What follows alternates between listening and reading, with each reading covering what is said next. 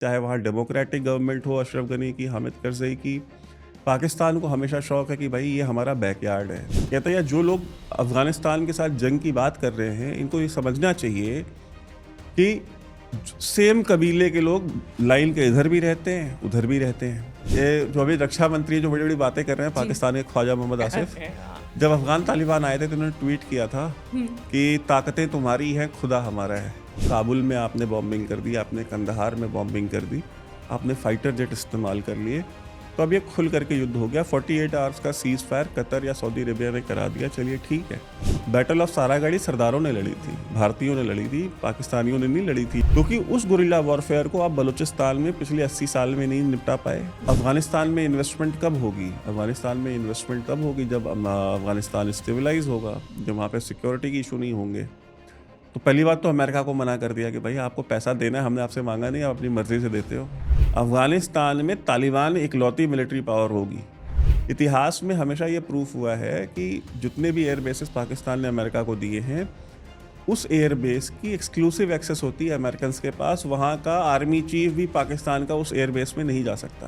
क्वेटा शूरा, पेशावर शूरा में तालिबान बैठे हुए थे, यानी कि खैबर पख्तूनख्वा और बलूचिस्तान की राजधानी में शूरा बने हुए थे। दुनिया को पता था, हिंदुस्तान में बैठे हुए लोगों को पता था कि क्वेटा शूरा, पेशावर शूरा है। नोबेल पीस प्राइज़, ये बुकर प्राइज़, ये मैग्सेसे अवार्ड, ये सारे अवार्ड्स पॉलिटिकल अवार्ड्स हैं। ये भले ही जनता की हड्डी से गोश्त तक उतार लिया है, जनता खाए बिना मर रही है, लेकिन अमेरिका की जी हुजूरी बंद नहीं करेंगे। बलोच जो 5000 साल से बलोच है, वो पूछता है यार ये पाकिस्तान क्या चीज़ है, ये पाकिस्तान क्या चीज़ है? बलूचिस्तान तो है 5000 साल से, पाकिस्तान 70 साल से बना है। और मैं आप मेरे से लिख के लीजिए, मैं आपकी भविष्यवाणी कर रहा हूँ आपके 5 जने पे। पाकिस्तान में आत्मघाती हमलों की, सुसाइड बॉम्बिंग्स की जो शुरुआत होने वाली है, 2007, 2006, 7, 8 का जो दौर था ना, वो दौर पाकिस्तानियों को याद आ जाएगा वापस।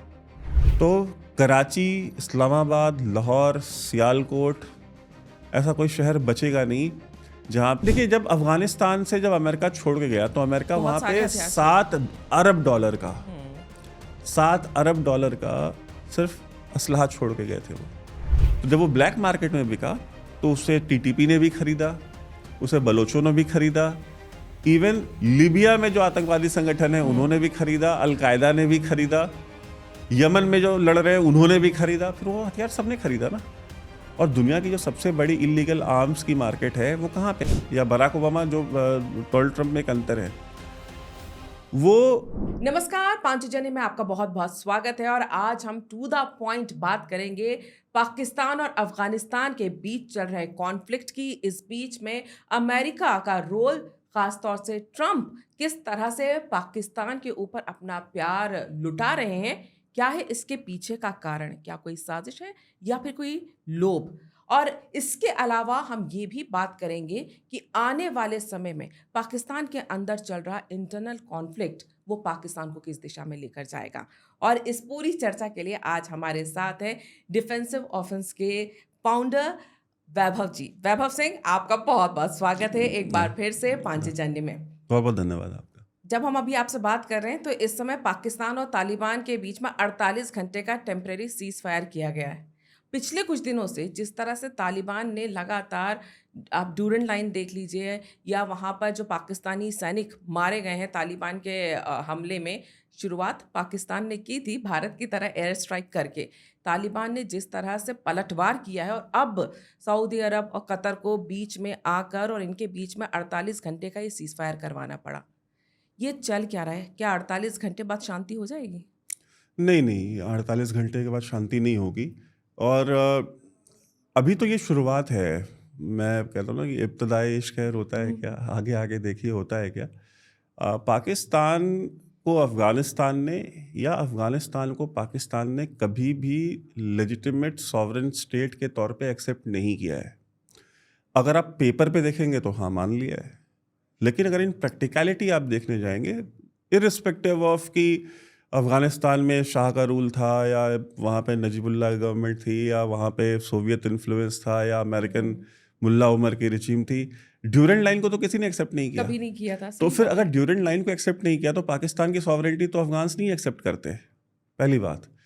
दूसरी, अफ़गानिस्तान में कोई भी गवर्नमेंट आए, चाहे वो पाकिस्तान अपनी मर्ज़ी की बिठाए, रिलीजियस बिठाए, चाहे वहाँ डेमोक्रेटिक गवर्नमेंट हो अशरफ गनी की, हामिद करज़ई की, पाकिस्तान को हमेशा शौक़ है कि भाई ये हमारा बैकयार्ड है। तो जब आप किसी कंट्री को अपना बैकयार्ड बोल देंगे या मान लेंगे, तो आप उसकी टेरिटोरियल सॉवरेनिटी आप नहीं एक्सेप्ट करते। तो जब आप संप्रभुता ही एक दूसरे की जब आपस में स्वीकार्य नहीं है, तो आप मुझे बताइए फिर शांति कैसे स्थापित होगी? भारत और पाकिस्तान के बीच में भी जो विवाद है, वो किस बात का विवाद है? क्योंकि हम पाकिस्तान का जो ऑक्यूपेशन है, पाकिस्तान जिसको अपनी नेशनल बाउंड्री कहता है, इंटरनेशनल बाउंड्री, हम उसको नहीं एक्सेप्ट करते बिकॉज़ पाकिस्तान अधिकृत जम्मू और कश्मीर जो है, वो उसको अपने हिस्से में दिखाता है, जो कि भारत को स्वीकार्य नहीं है। और सिमिलरली भारत के पास जो जम्मू कश्मीर का हिस्सा है और लद्दाख का, उसको पाकिस्तान जो है वो स्वीकार नहीं करता। तो जब संप्रभुता एक दूसरे की स्वीकार्य नहीं होती तो विवाद होते हैं। और इंडिया और पाकिस्तान के बीच में जो फ्लैश पॉइंट है वो भी वही है। सिमिलरली पाकिस्तान और अफगानिस्तान के बीच में भी यही चीज़ है। अब ड्यूरेंट लाइन जब किसी ने एक्सेप्ट नहीं की, तो ऐसी कौन सी गवर्नमेंट आएगी अफगानिस्तान में जो उसको एक्सेप्ट कर ले? ऐसी कोई गवर्नमेंट आ सकती है? नहीं आ सकती जो उसको एक्सेप्ट कर ले। क्यों?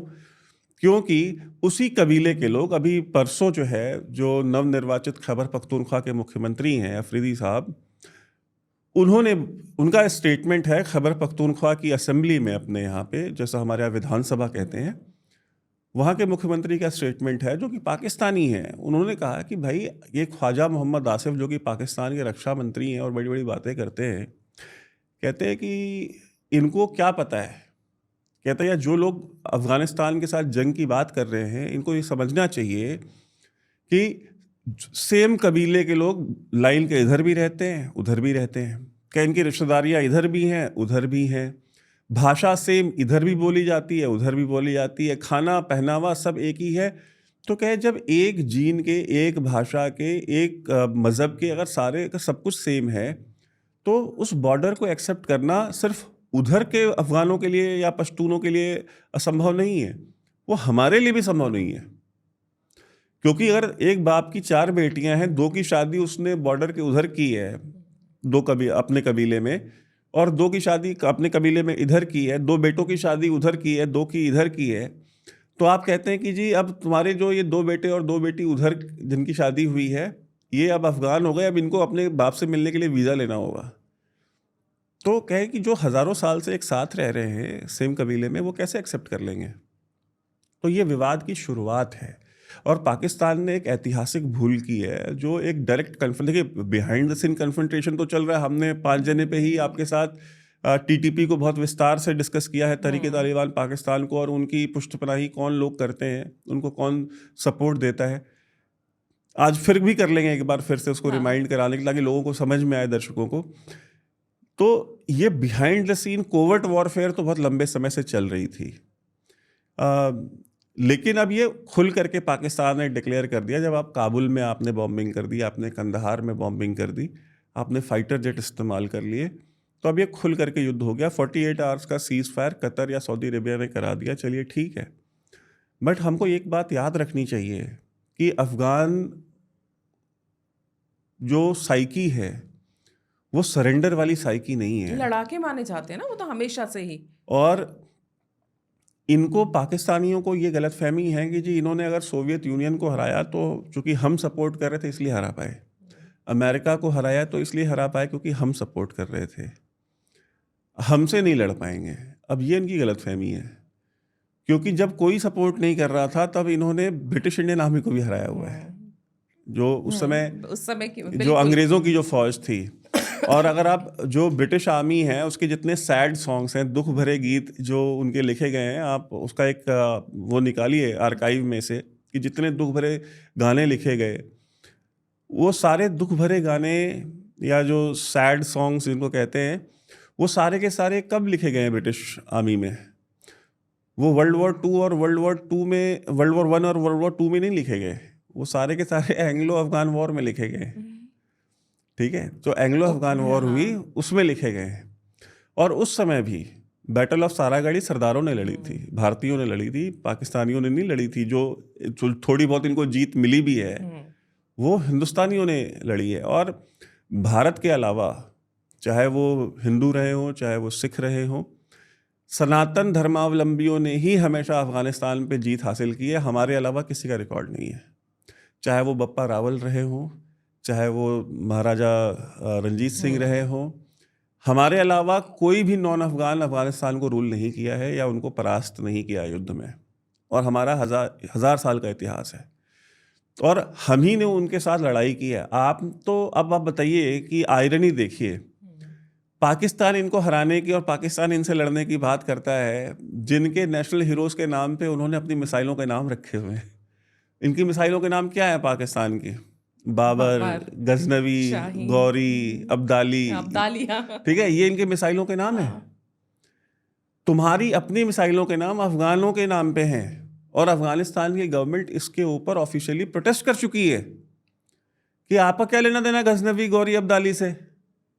और हम जब ये बात कहते थे हिंदुस्तान में कि भाई अफगान आपके प्रोटेस्ट करते हैं, आप क्यों रखते हैं इन मिसाइलों के नाम, आप अपने हीरोज़ के नाम रखिए, तो प्रॉब्लम ये होती थी कि अपना कोई हीरो है नहीं, पाकिस्तान का कोई अपना मिलिट्री हीरो नहीं है, क्योंकि जो पाकिस्तान के मिलिट्री हीरो हैं उनमें से कोई मुसलमान नहीं है। क्योंकि या तो महाराजा रंजीत सिंह को भी आप ले लीजिए या आप हरि सिंह नलवा को ले, जिसको भी आपको लेना है, जो भी इस रीजन के जितने भी मिलिट्री हीरोज़ रहे हैं पूरे इस साउथ एशियन रीजन के, उनमें से कोई मुस्लिम मिलिट्री हीरो नहीं है। और इनके हिसाब से पाकिस्तान में अगर किसी मुस्लिम मिलिट्री हीरो की जब बात ये करते हैं तो जो एक प्रोपेगेंडा ये फैलाने की कोशिश करते हैं, टीपू सुल्तान जी बड़ा बहादुर और बड़ा मिलिट्री हीरो था, तो टीपू सुल्तान के नाम से भी नहीं रख सकते, क्योंकि टीपू किसी मिसाइल का नाम आप एक तो साउंड बड़ा अजीब करता है, ठीक है, लोग हंसेंगे। दूसरा कि वो भी पाकिस्तानी तो नहीं था, एग्जैक्टली, ठीक है, तो उनके पास ऑप्शन नहीं बचता है। तो जिनके मिलिट्री हीरोज़, जिनकी मिलिट्री माइट के नाम पे आप अपनी मिसाइलों की मसल फ्लेक्सिंग करते हैं, उनसे आप कहते हैं कि जी हम तुमको बताएंगे कि कैसे हराया जाता है सुपर पावर को, हम तुमको हरा के बताएंगे। अब इसमें देखिए कॉम्प्लिकेशन क्या है कि 48 घंटे का जो सीज फायर है, ये 48 घंटे चल जाएगा, ये मैं कहता हूँ 1 महीना चल जाए। युद्ध लड़ना, कन्वेंशनल वॉर तो वैसे भी अफगान तालिबान की कोई स्ट्रेंथ नहीं रही है कभी, ठीक है, आर्टिलरी यूज करना और ये सब उनकी स्टाइल ऑफ वॉरफेयर ही नहीं है। वो गुरिल्ला वॉर करते हैं, वो जिस चीज के मास्टर है वो गुरिल्ला वॉरफेयर है। और जब वो करने पे आएंगे आपके खिलाफ, और वो तो चाहते हैं, उनके लिए तो अच्छा है कि सीज फायर हुआ है, ठीक है, कि अब वो अपने स्ट्रांग होल्ड पे लड़ेंगे। वो भाई जिसमें उनकी महारत है, और जिसमें उनकी महारत है उसमें उसका इलाज आपके पास नहीं है, क्योंकि उस गुरिल्ला वॉरफेयर को आप बलूचिस्तान में पिछले 80 साल में नहीं निपटा पाए, उससे आप निपट पाए। उस गुरिल्ला वॉरफेयर को आप टीटीपी को पिछले 10-12 साल में आपने 4-5 बड़े ऑपरेशन किए हैं, operation Zarb-e-Azb, operation राह-ए-रास्त, operation Raddul फसाद, इस तरह के आपने अलग अलग ऑपरेशन किए हैं, ऑपरेशन राह-ए-निजात, ये सारे इतने सारे बड़े बड़े ग्रैंड मिलिट्री ऑपरेशन आपने पिछले 10-12 साल में किए हैं, और उसके बाद भी टीटीपी जस की तस है, वो ग्रो ही कर रही है। एक चीज़ यहाँ पर वैभव समझना चाहूँगी, आपने जैसे बताया कि पाकिस्तान की ऐतिहासिक भूल रही है कि उन्होंने जो एयर स्ट्राइक काबुल पर कर दिया। पाकिस्तान अफगानिस्तान को क्या वाकई में समझने में नाकाम रहा, जिसको इतने अच्छे से वो जानते हैं, पड़ोसी हैं, उनके तो मुस्लिम उम्मा के लोग हैं। जब 2021 में अमेरिका वहाँ से निकला था, तो यही पाकिस्तान की सरकार, तब तो इमरान खान थे, इमरान खान ने ऐसे खुशी ज़ाहिर की थी सारे पाकिस्तानियों ने कि अब तो हमारे भाई आ गए हैं और कश्मीर लेकर रहेंगे हम तालिबानियों की मदद से। फिर उसके बाद जब उन्होंने ये देखा, टीटीपी में हमने कितना डिस्कस किया है कि उनसे लड़ना पाकिस्तानियों के बूते की बात नहीं है, ऐसे में फिर एयर स्ट्राइक कर देना, किस सोच से चलते हैं? पहले खुशी मना रहे थे 4 साल पहले, आज जब हालत ये है तो वो एयर स्ट्राइक कर रहे हैं, ये जानते हुए भी कि वहाँ से जो पलटवार आता है या तालिबानी जिस तरह से लड़ते हैं, 58 सैनिक मारे गए ना उनके, जो वो माने चाहे ना माने, तालिबान के सोर्सेस तो यही बोलते हैं, ऑफिशियली वहाँ से बताया गया। ये पाकिस्तान के अंदर के जो हुक्मरान हैं या जो आर्मी भी है, क्या वो ये समझती नहीं है? और तालिबान से ही जो आप डायरेक्ट कॉन्फ्लिक्ट पे आ गए हैं, इसके पीछे की सोच क्या हो सकती है? इसके पीछे की सोच डॉलर है। और पाकिस्तान ने जितने भी युद्ध लड़े हैं, जितने भी वो वॉर्स में गए हैं, वो डॉलर्स के लिए गए हैं। डोनाल्ड ट्रंप को बगराम एयर बेस चाहिए। बगराम एयर बेस लेने के लिए और जो ग्रेटर इंटरेस्ट है अमेरिकन डीप स्टेट का, उसको सर्व करने के लिए पाकिस्तान अफ़गान तालिबान को वीकन करना है, क्योंकि अफ़गान तालिबान नहीं मान रही। इन्होंने पहले पैसे दे के कोशिश की, अमेरिकन डीप स्टेट ने, CIA ने millions of dollar, hundreds of millions of dollars Afghan Taliban को दिए हैं बाय द वे पिछले 2 साल में। और उनको ये था कि हम इनको पैसा दे करके इनसे हम एक स्पेस अपनी क्रिएट कर लेंगे अफ़गानिस्तान के अंदर, और फिर हम वहाँ से बैठ के चाइना को, पाकिस्तान को, इन सबको हम मॉनिटर करेंगे। तो हमने और आपने जनरल माइकल कुरिला की डिस्कस किया था, जो सेंटकॉम के कमांडर थे, और उनकी जो दोस्ती आसिम मुनीर के साथ थी। उनकी जब रिटायरमेंट भी थी तो आसिम मुनीर गए थे वहाँ पे। इनको भी सोचना चाहिए कि वो तो रिटायर हो गया, लेकिन ये रिटायर होने को राजी नहीं है। तो अब आप ये समझिए कि वो सेंटकॉम की 2 मेजर रिस्पॉन्सिबिलिटीज़ हैं। एक तो मेजर रिस्पॉन्सिबिलिटी है सिक्योरिटी ऑफ इजराइल, कि इजराइल को कैसे सिक्योर रखना है, उसके लिए पूरे वेस्ट एशिया में और ये जो एफपैक रीजन है, इसमें क्या हमको मॉनिटरिंग करनी है, क्या हमको इसमें देख रेख करनी है।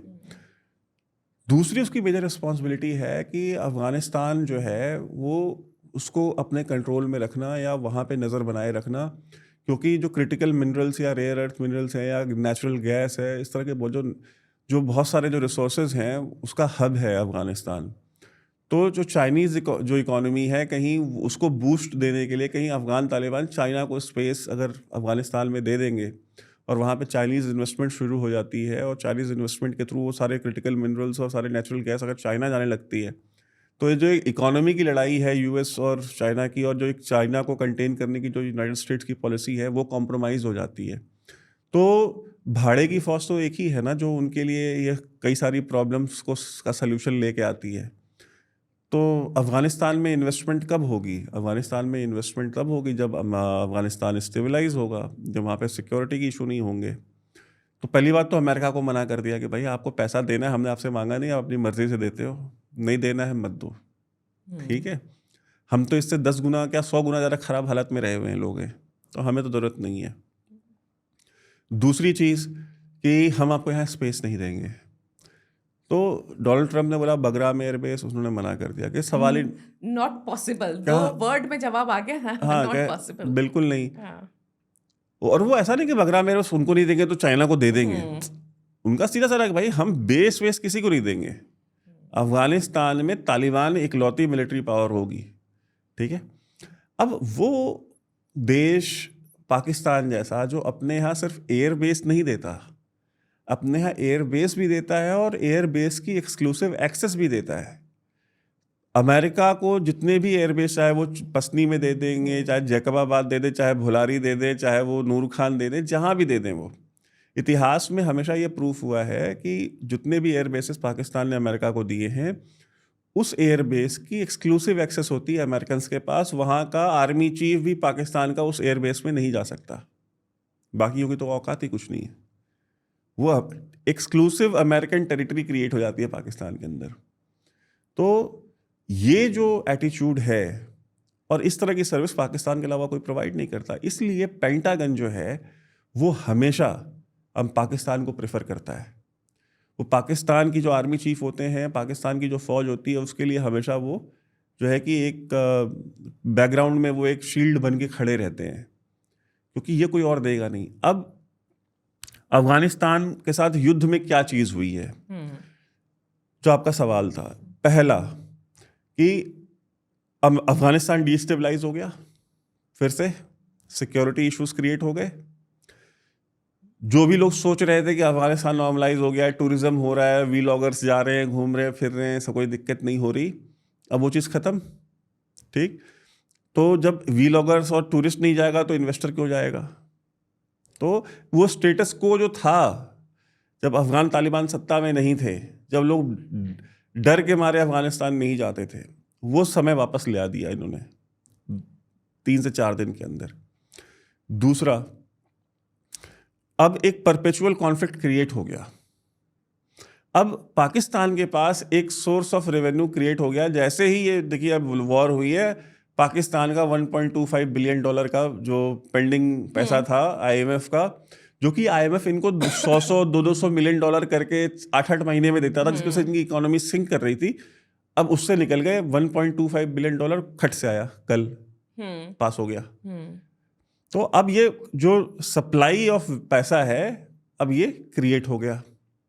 अब इस पैसे को ये यूज करेंगे अपने यहाँ मुल्क में जो लोग हैं उनको इकोनॉमिक रिलीफ देने के लिए, ठीक है, महंगाई को थोड़ा कंट्रोल करने के लिए या डेट सर्विसिंग करने के लिए। और दूसरा, जो जनरल्स के जो फौजी हैं उनके अकाउंट में फिर पैसे आएंगे, कियानी की तरह ऑस्ट्रेलिया के पास आइलैंड खरीदे जाएंगे, मुशर्रफ की तरह दुबई में और लंदन में पैलेस बनेंगे। तो ये पैसे आने शुरू हो गए। तो अब ये फौज की जो टॉप ब्रास है उसमें पैसे बटेंगे। जब पैसे बटेंगे तो सारे जो कोर कमांडर्स और डिविजनल कमांडर्स हैं वो सारे भी कहेंगे कि नहीं नहीं बिल्कुल ठीक है, आसिम मुनीर से अच्छा तो आर्मी चीफ ही कोई नहीं यार। बाजवा के टाइम पे तो पैसे ही नहीं आ रहे थे, और पैसे नहीं आ रहे थे तो हम लोग की कमाई नहीं थी। अब देखो आसिम मुनीर के टाइम में पैसे आने शुरू हो गए। लेकिन आप ये देखिए ना कि पैसे आना शुरू हो गए कहीं पर भी, किसी भी कंट्री में, जैसा IMF ने भी जिस तरह से अभी लोन सैंक्शन किया है, आप वहाँ के कुछ टर्म्स एंड कंडीशंस होती ही हैं। टर्म्स एंड कंडीशंस नहीं होते हैं तृप्ति जी, आप समझिए कि टर्म्स एंड कंडीशंस सिर्फ एक है कि आप जो US प्रेसिडेंट है या जो US डीप स्टेट की पॉलिसी है वो आप टो कर रहे हैं या नहीं। अगर आप कर रहे हैं तो कोई टर्म्स एंड कंडीशंस नहीं है। वॉर ऑन टेरर के दौरान क्वेटा शूरा, पेशावर शूरा में तालिबान बैठे हुए थे, यानी कि खैबर पख्तूनख्वा और बलूचिस्तान की राजधानी में शूरा बने हुए थे। दुनिया को पता था, हिंदुस्तान में बैठे हुए लोगों को पता था कि क्वेटा शूरा, पेशावर शूरा है। Osama bin Laden Pakistan military academy Kakul से जो है 500 मीटर की दूरी पर बैठा हुआ था। तो क्या पैसे बंद हो गए थे? क्या टर्म्स एंड कंडीशंस? आप हमारा इंटरेस्ट सर्व करते हो, वही टर्म्स एंड कंडीशंस हैं। IMF, वर्ल्ड बैंक, ये सारे जो ग्लोबल फाइनेंशियल इंस्टीट्यूशंस हैं, ये अमेरिकन डीप स्टेट की फॉरेन पॉलिसी को या उनकी जो एक्सपेंशनिस्ट पॉलिसी है उसको सर्व करने के लिए बनाए गए हैं। यूनाइटेड नेशंस उनको सर्व करने के लिए बनाया गया है। ये जो USAID नाम की जो ऑर्गेनाइजेशन थी वो उनको CIA को उनके जो रोल्स थे, उनके प्लान्स थे, उनको एक्सपैंड करने के लिए बनाया गया है। ये नोबेल पीस प्राइज, ये बुकर प्राइज, ये मैग्सेसे अवार्ड, ये सारे अवार्ड्स पॉलिटिकल अवार्ड्स हैं। ये जो US डीप स्टेट है उसके जो एजेंट्स होते हैं, उसके जो लोग होते हैं जो उनका इंटरेस्ट आगे बढ़ाते हैं, उनको दिया जाता है। जिनको बांग्लादेश में राष्ट्रपति बनाना हो, उनकी एक इमेज बिल्डिंग करनी हो, जिनको बताना हो कि यार देखो बहुत बड़ा आदमी है, नोबेल पीस प्राइज विनर है, ये तो फलाना प्राइज विनर है, तो उनको वैलिडेट करने के लिए दिया जाता है, उनकी एक इमेज बिल्डिंग के लिए, ताकि उनको इस्तेमाल किया जाए अलग अलग रेजिम्स को, अलग अलग पावर्स को सबड्यू करने के लिए, उनको इंटिमिडेट करने के लिए, उनको ब्लैकमेल करने के लिए। या हमारी ये बात मानो नहीं तो फिर आपके यहाँ पे भी इनकलाब होगा, आपके यहाँ भी रिवॉल्यूशन होगा, ठीक है। और रिवॉल्यूशन के और उसका लीडर कौन होगा? वही हमारा एजेंट होगा जिसको हमने मैग्सेसे अवार्ड, बुकर प्राइज और नोबेल पीस प्राइज और नोबेल फलाना प्राइज हमने दिया हुआ है। तो ये जितने भी इंस्टीट्यूशंस क्रिएट हुए हैं जो अमेरिका में या यूरोप में, ये उनके इंटरेस्ट को फर्दर, उनको आगे बढ़ाने के लिए, उनके हितों को आगे बढ़ाने के लिए बनाए गए हैं।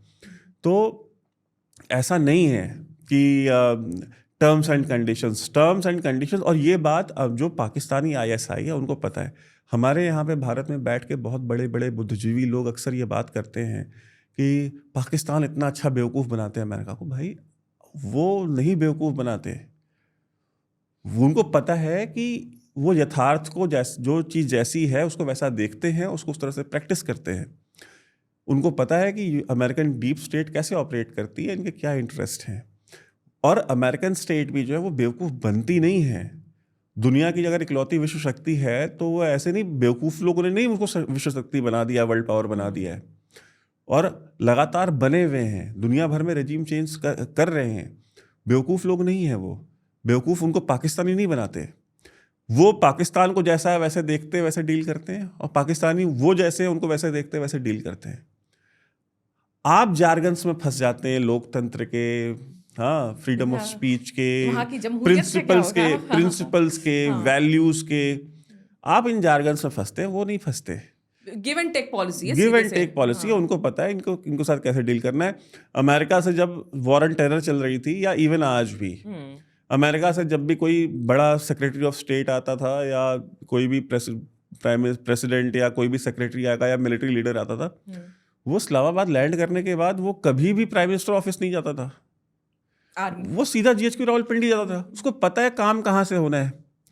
हम अपनी बात करें तो हम ये कहते हैं भाई हम डेमोक्रेटिकली इलेक्टेड लीडरशिप से ही बात करेंगे, ये हमारी पॉलिसी रही है पिछले 20-25 साल। तो आप हमें बताइए, तो वो तो रियलिज्म में जी रहे हैं ना, हम आइडियलिज्म में जी रहे हैं। हम कहते नहीं, हम रूल बेस्ड वर्ल्ड ऑर्डर को मानते हैं, हम सिद्धांतों को के ऊपर चलते हैं, हमारे सिद्धांत से हम समझौता नहीं करेंगे। दुनिया सिद्धांतों पे नहीं चलती है, दुनिया कहते हैं ना कि क्रूड पावर जो होती है ना उस पे चलती है, स्ट्रेंथ पे चलती है। आप नेगोशिएट भी तब करते हैं ना, आप नेगोशिएशन भी, समझौते भी आप पोजीशन ऑफ स्ट्रेंथ से करते हैं तो आपके हित में होते हैं। पोजीशन ऑफ वीकनेस से करेंगे तो नहीं होते। या इक्वालिटी पे कोई समझौता हुआ है आज तक? बराबरी की सतह पे बैठे कोई समझौता दो देशों के बीच में हुआ होता मुझे बता दीजिए, कभी नहीं हुआ। एक पार्टी का पोजीशन ऑफ स्ट्रेंथ पे बैठना जरूरी होता है, तभी उसके हित के फैसले हो पाते हैं। इसलिए कहते हैं ना कि इतिहास हमेशा विजेता लिखता है। हारा हुआ व्यक्ति कितना अच्छा था, कितनी बहादुरी से लड़ा, वो नहीं, लोग भूल जाते हैं। जो जीता, हारने वाला कितने सैद्धांतिक रूप से लड़ा, कितने नियमों से लड़ा, ये कोई नहीं लिखता। जीतने वाले का गुणगान है इतिहास में। ये बात तो सही है, क्योंकि जिस तरह से आप बता रहे, पाकिस्तान का सिंपल सी बात है, पाकिस्तान एक ऐसा देश है जो बिकने को तैयार रहता है, पैसा प्रायोरिटी है उनके लिए। लेकिन यहाँ पर एक चीज़, जो आप अमेरिका की बात कर रहे थे, हम डोनाल्ड ट्रंप की अगर हम बात करें, क्योंकि इन दिनों 8वीं वॉर रुकवा दी उन्होंने। वैसे आपने नोबेल की भी बात की ना, मिला नहीं, हो सकता है 8वीं रुकवा देने के बाद शायद मिल जाए। इस पूरे मामले में सबसे महत्वपूर्ण एक ये भी चीज़ होती है ना कि इससे पहले भी जो अमेरिकन रिजीम्स रहे हैं, डोनाल्ड ट्रंप से पहले भी, एक बैलेंस रहा है पाकिस्तान और भारत के साथ। लेकिन अभी इस समय की जो हम हालात देख रहे हैं, भारत के साथ संबंधों को लेकर जो अमेरिका का रुख रहा है, डोनाल्ड ट्रंप का मैं स्पेशली बात करूंगी, उनके ही एक पूर्व राजदूत हैं रेहन इमैनुअल, उन्होंने ये तक बोल दिया कि अपने बेटे को फ़ायदा दिलाने के लिए डोनाल्ड ट्रंप ने भारत के साथ 40 साल पुराने रिश्ते ख़राब कर लिए। देखिए, भारत के साथ अमेरिका के संबंध कभी भी अच्छे नहीं रहे हैं ऐतिहासिक रूप से।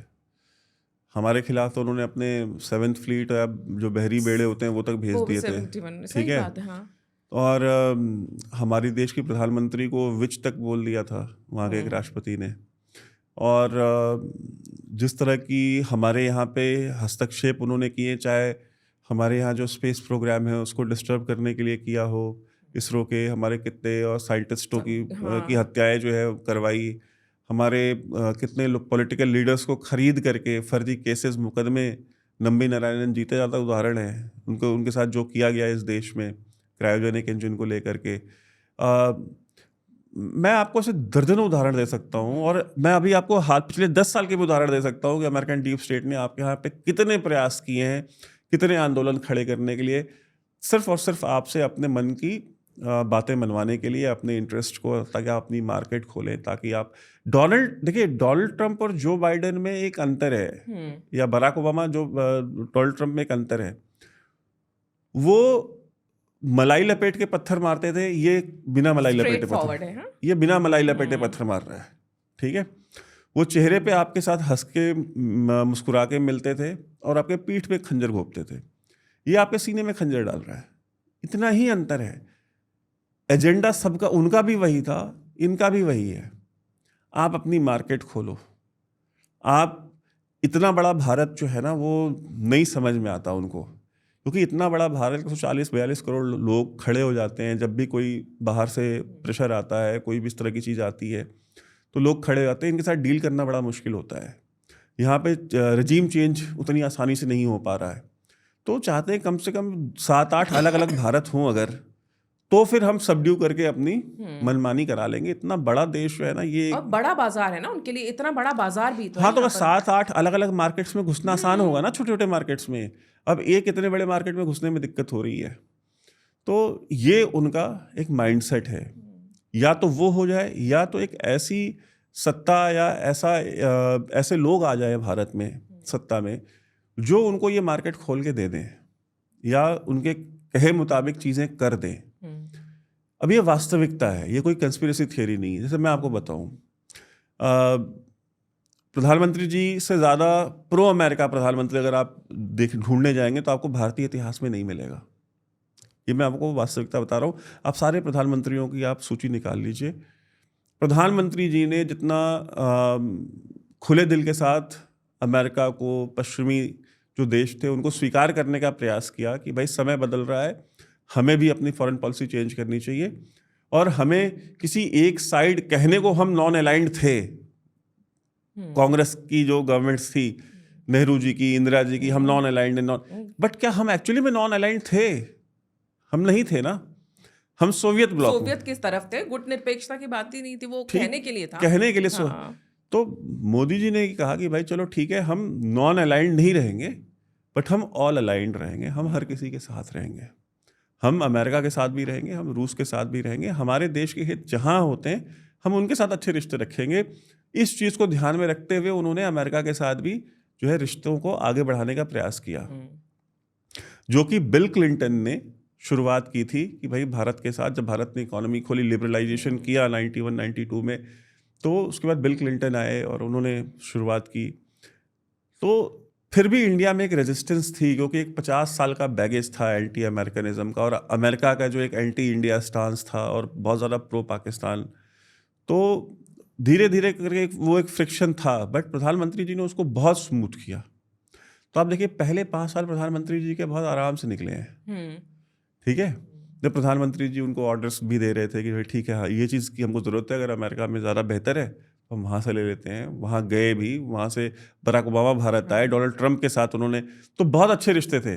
लेकिन जब अमेरिका की जब सारी मनमानियों को स्वीकार करने से मना कर दिया कि भाई हम आपकी सारी मनमानियाँ स्वीकार नहीं करेंगे, ठीक है, हम आपके साथ इतने खुले दिल के साथ आ रहे हैं, लेकिन आप पाकिस्तान को अगर आप सपोर्ट करेंगे, ठीक है, या हम आपके साथ हम आपसे हथियार खरीदेंगे, लेकिन ज़रूरी नहीं है कि हम आपके सारे हथियार खरीदें। अगर हमको F-21 के बजाय अगर हमको रफ़ेल खरीदना है तो हम रफ़ेल खरीदेंगे। हमने कोई बंधुआ मजदूरी नहीं साइन किया आपके साथ। अमेरिका के साथ प्रॉब्लम ये थी कि उनको लगा कि यार ये इंसान ना, अब तो इसको हम F-21 भी बेच देंगे, हम इसको अपने एयरक्राफ्ट कैरियर भी बेच देंगे, हम इनको ये भी बेच देंगे। प्रधानमंत्री कहा नहीं, हम बनाएंगे अपना, हम अपना AMCA बनाएंगे, हम अपना तेजस बनाएंगे, लेकिन हमारा जो गैप है इसको फिल करने के लिए हमको जो 100-125 जो भी फाइटर जेट चाहिए, या 50 चाहिए या 72 चाहिए, हम ये खरीदेंगे। और ये मैं नहीं डिसाइड करूंगा, ये जो उस फील्ड के लोग हैं वो डिसाइड करेंगे। तो अगर एयरफोर्स ने कहा नहीं हमको रफ़ेल चाहिए, तो प्रधानमंत्री जी ये नहीं कहने गए कि नहीं आप F-21 ले लीजिए क्योंकि अमेरिका से रिश्ते हमको अच्छे रखने हैं। प्रधानमंत्री ठीक है, आपको रफ़ेल चाहिए, आप रफ़ेल लीजिए। इंडियन नेवी के लिए रफ़ेल M की बात हुई, उसके लिए वो अपना F-18 बेचना चाह रहे थे कि आप हमारा F-18 लीजिए, क्योंकि US के जो एयरक्राफ्ट कैरियर है उन पे F-18 और F-35 दो प्राइमरी फाइटर जेट्स है। तो इंडियन नेवी ने कहा नहीं हमको F-18 नहीं चाहिए, हमको रफ़ेल M चाहिए। हाँ। तो जब इंडियन नेवी और इंडियन एयरफोर्स ने डिसाइड कर लिया तो प्रधानमंत्री जी ने उनसे ये बोलने नहीं गए। और प्रधानमंत्री जी अगर कह देते कि ले लो, तो इंडियन नेवी और इंडियन एयरफोर्स क्या मना कर देते? भाई निर्णय तो प्रधानमंत्री करेगा ना। प्रधानमंत्री ने निर्णय कर लिया कि ठीक है, आपको अगर वो लेना है आप वो लीजिए। तो इंडियन नेवी ने ही जब बोला कि हमको गार्जियन ड्रोन्स चाहिए, ठीक है, अमेरिका से, तो प्रधानमंत्री जी ने उसके लिए भी मना नहीं किया। तो आप ये समझिए, अब अमेरिका को ये चीज समझ में नहीं आती। उनको सूट क्या करता है? उनको सूट करता है आसिम मुनीर या बाजवा या मुशर्रफ, उनको सूट करता है यस बॉस, ठीक है, कि हाँ, उन्होंने बोला हाँ। कि हमको ये यार ये बेचना है, हाँ सर ले लेते हैं। भले ही जनता की हड्डी से गोश्त तक उतार लिया है, जनता खाए बिना मर रही है, लेकिन अमेरिका की जी हुजूरी बंद नहीं करेंगे। क्यों? क्योंकि अमेरिका एक लौता देश है। पाकिस्तान, हमको समझना चाहिए, पाकिस्तान एक आर्टिफिशियल स्टेट है, वो प्राकृतिक राष्ट्र नहीं है, एक आर्टिफिशियल स्टेट है जिसको यूके और अमेरिका ने मिलकर बनाया है। और पाकिस्तानी डीप स्टेट को, पाकिस्तान की रियासत को यह बात मालूम है कि उनकी एग्जिस्टेंस गारंटी भी यही दो देश करते हैं। इन दोनों ने जिस दिन हाथ खींच लिए उस दिन Pakistan will cease to exist. Pakistan जैसा कोई देश नहीं होगा, क्योंकि वो प्राकृतिक देश है ही नहीं है। तभी तो इतनी सारी इंसर्जेंसीज हैं, तभी तो पश्तून भी लड़ रहे हैं, तभी तो बलोच भी लड़ रहे हैं, तभी तो सिंधी नेशनलिज्म भी है, तभी तो साउथ पंजाब में जो सराइकी हैं वो नाराज हैं। तो इतने सारे जो कॉन्फ्लिक्ट्स पाकिस्तान के अंदर चल रहे हैं वो इसलिए चल रहे हो कि वो कोई प्राकृतिक राष्ट्र नहीं है। बलोच जो 5,000 साल से बलोच है वो पूछता है यार ये पाकिस्तान क्या चीज़ है। वो कहते हैं तुम पाकिस्तान जिंदाबाद बोलो। बोला क्यों बोलूँ मैं, 5,000 साल से तो मैं बलोच हूँ, ये पाकिस्तान क्या चीज़ है। बलूचिस्तान तो है 5,000 साल से, पाकिस्तान 70 साल से बना है। तो यही सेम चीज़ पश्तूनों के साथ है, यही सेम चीज़ सिंधियों के साथ है, यही सेम चीज़ सराइकियों के साथ है। तो ये जो पाकिस्तानी पंजाबी मुसलमान सुन्नी मुसलमान है, ये कहता है कि नहीं पाकिस्तान, क्योंकि इस पूरे प्रोजेक्ट का, पाकिस्तान प्रोजेक्ट का सबसे बड़ा लाभार्थी वो है। हाँ, सही बात है, लाभार्थी सही शब्द है उनके ठीक लिए। है, हाँ। क्योंकि फौज में भी 80% वो है, ब्यूरोक्रेसी में भी 80% वो हैं, जुडिशरी में भी 80% वो हैं, सारा करप्शन का पैसा भी उनके पास है, जमींदार भी वो हैं, वडेरे भी वही है। तो ये जो एक जो एंटरप्राइज है पाकिस्तान, इसके जो सबसे बड़े बेनिफिशियरीज और शेयर होल्डर्स हैं वो हैं, और जो मेजॉरिटी है जो कि वहाँ की मूल निवासी है। अब आप मुझे बताइए, पाकिस्तान की जितनी भी असेंबलीज हैं, खैबर पख्तूनख्वा असेंबली में आप पश्तो में भाषण दे सकते हैं, बलूचिस्तान की असेंबली में आप बलोची में आप भाषण दे सकते हैं, सिंध की असेंबली में आप सिंधी में भाषण दे सकते हैं, लेकिन पाकिस्तान की पंजाब असेंबली में आप पंजाबी में नहीं बोल सकते, आपको उर्दू बोलनी पड़ेगी। आपको उर्दू बोलनी पड़ेगी, पंजाबी में नहीं दे सकते, वो ऑन द रिकॉर्ड नहीं भेजेंगे उसको। आप सोचिए कि किस तरह की वो रियासत है, इतनी आर्टिफिशियल है। क्योंकि अगर वो पंजाबी बोलेंगे और पंजाबी प्रमोट होगी पाकिस्तानी पंजाब में, पंजाबी पढ़ाई जाएगी स्कूलों में, तो फिर वो पंजाबी, तो फिर वो अपने कल्चर से जुड़ेगा ना। पंजाबी तो एक सिर्फ भाषा तो नहीं है, पंजाबी तो एक कल्चर है ना, तो फिर अपने कल्चर से जुड़ेगा। इंडियन पंजाब में चाहे वो हिंदू हो चाहे वो सिख हो, वो क्या भाषा बोलता है, वो पंजाबी बोलता है। वो अपने घर में क्या भाषा बोलता है, पंजाबी बोलता है। और बोलते भी हम तो पंजाब से हैं। नहीं, मैं हूँ पंजाबी है। मेरी मातृभाषा, जैसे मैं बनारस से आता हूँ, मेरी मातृभाषा भोजपुरी है, ठीक है। तो मैं बाहर हिंदी बोलूँ, मैं बाहर इंग्लिश बोलूँ, लेकिन मैं घर में जाता हूँ, अपने घर में अपने परिवारजनों से बात करता हूँ तो अपनी मातृभाषा में करता हूँ ना, भोजपुरी में बात करता हूँ। अपने घर के बच्चों से भोजपुरी में बात करता हूँ, वो मेरी मातृभाषा है।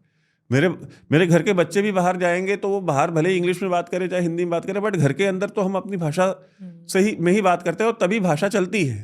क्योंकि हमें अपनी भाषा पे गर्व है, हमें अपनी संस्कृति पे गर्व है। इंडिया में आपको कभी नहीं आप सुनेंगे कि यार कोई पंजाबी अपने बच्चे को इस बात के लिए मार रहा हो कि बच्चे ने पंजाबी बोल दी घर में, या गुजराती अपने बच्चे को इसलिए डांट रहा हो कि उस बच्चे ने जो है घर में गुजराती में बात कर ली है, या कोई कन्नड़ा जो है वो कन्नड़ा में किसी ने अपने घर में बात कर ली तो उसको डांट रहा हो। बट पाकिस्तानी पंजाब में मतलब माँ बाप के लिए सबसे बड़ा नाइटमेयर है अगर बच्चा पंजाबी में बोल दे। हाँ, कैसे कैसे तुम पेंडुओं की तरह बात करते हो, ये वहाँ पे टीवी सीरियल्स में दिखाते हैं, इस तरीके से डिमीन करते हैं अपनी खुद की मदर टंग को। और वो प्रोग्राम्स बनवाता कौन है, प्रोडक्शन हाउस क्या है, ISPR, जो कि पाकिस्तान आर्मी का और नेवी और एयरफोर्स का एक जॉइंट ऑर्गेनाइजेशन है।